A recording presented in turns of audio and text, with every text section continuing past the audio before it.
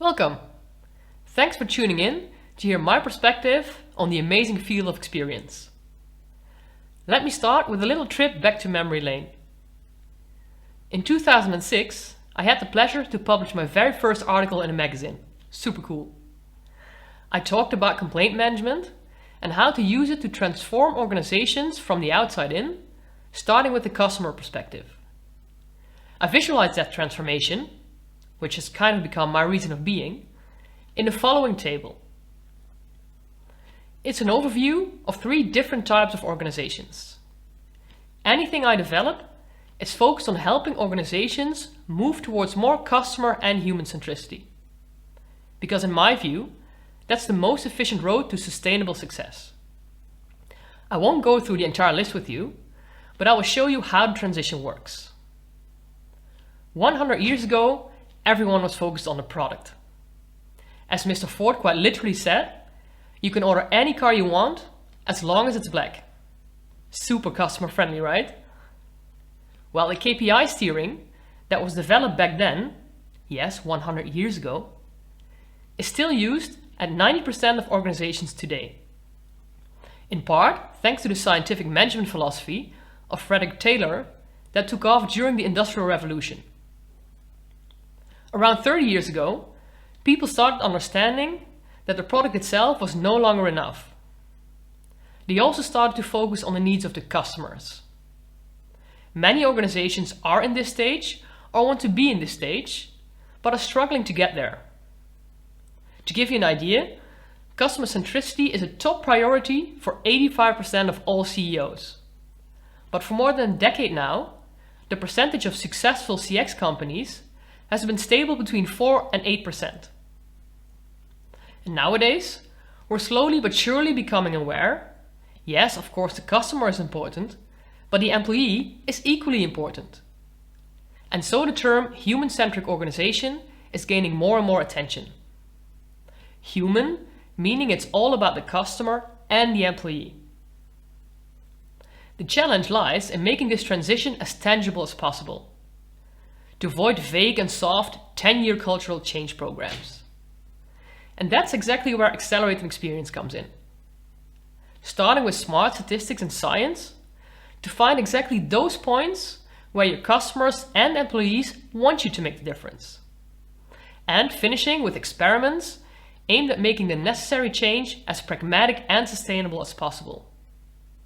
Why? Because this allows you to speak the language of the organization by taking pragmatic, small and measurable steps. Without these, we will lose the connection and the whole thing will become much too abstract. There's nothing wrong with measuring, monitoring and tracking. After all, if you can't prove that happier customers and employees give better results in the end, then even I would not advise you to continue. But the good news is, that proof is always there as long as you implement it correctly. In the financial impact videos, I'll be showing you numerous examples of how to make this measurable in terms of financial impact and show you what proof is already available. So what's my reason of being, and thus the aim for accelerating experience? To help organizations become more customer and human-centric. In order to do so successfully, you need more than just a standalone CX program. That's why the framework contains a number of components that are all interconnected. To start with, you see that customer experience and employee experience are the main ingredients of the framework. You can never be successful in customer experience without also paying the necessary attention to your employees. For both CX and EX, you work through 4 steps, from defining the journeys right through to anchoring them in your organization's DNA. Neither can be successful without the elements shown in the black bar. As you can see, all these elements are connected to one another.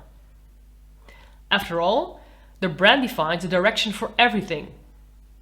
And if you are to fulfill your brand promise, it needs to be translated into all aspects of the journeys of both customers and employees. Throughout the customer and employee journeys, you will be constantly dealing with service and user experience. Service experience comes into play as soon as a customer or employee contacts the organization with a question or a complaint. A user experience is relevant for all digital products and services. Things in terms of the website and app for customers, but also internally, the CRM system that you want to make as user-friendly as possible for your employees. And last, but certainly not least, you need to give some thought to leadership and steering. Is the KPI steering still suitable for the transformation we are looking for? And what type of leadership does it require? What will be the consequences if you want to shift towards servant leadership?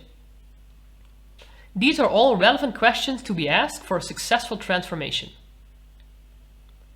To summarize, if you want to be successful in CX and actually get your entire organization on board, you'll need to connect all aspects of the framework: brand experience, customer experience, employee experience, service experience, user experience, and leadership and steering. The next video gives a further explanation about these 5 types of experience and their metrics. I'll see you there.